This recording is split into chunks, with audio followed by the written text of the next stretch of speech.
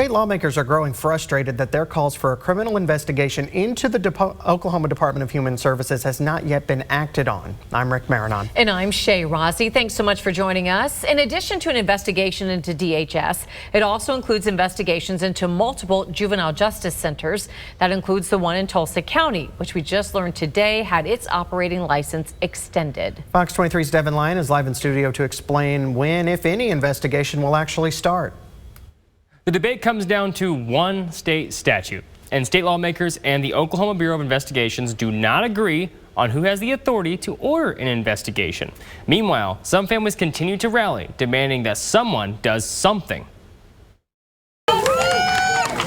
Over the weekend, advocates and some state lawmakers held a protest at the Capitol building in Oklahoma City, calling for DHS accountability. I represent my people to government to make sure they are not destroying, walking on, trotting on, or, as I wrote down, perpetrating organized, government-sponsored child trafficking.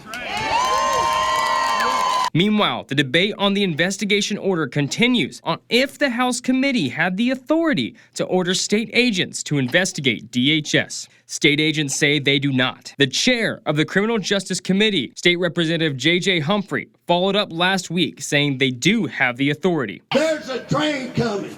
There's a train coming.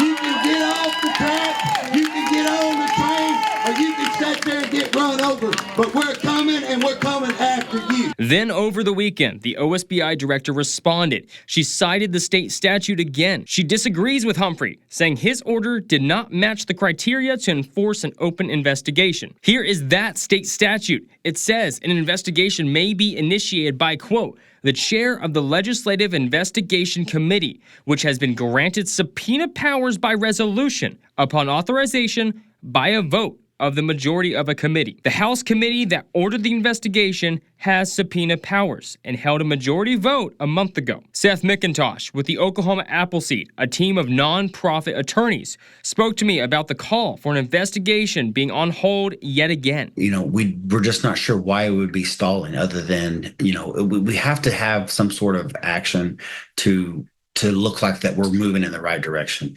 And when it stalls like this, or when it looks like that's not going to happen, it just continues to look like everything's being swept under the rug. Like, our first priority should be to protect these kids and to make sure that they're safe in these facilities. While the investigation remains pending, some state lawmakers have begun calling on Governor Stitt, who has clear authority to sign the investigation order. I'm always ready for God to help me, but I'm asking, how about Governor, how about you help us and sign an order to do an investigation? We need to do a top-down investigation on the Department of Human Services.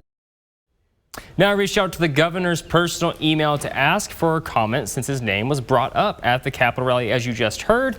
He has not responded. Meanwhile, dozens of families are still coming forward about issues they've had with DHS. Live in studio, covering news that matters, Devin Lyon, Fox 23 News. We have been in constant contact with DHS as well. They tell us they do not comment on specifics of individual cases and fight for the safety of all children in the state. They also say they will cooperate with any investigation.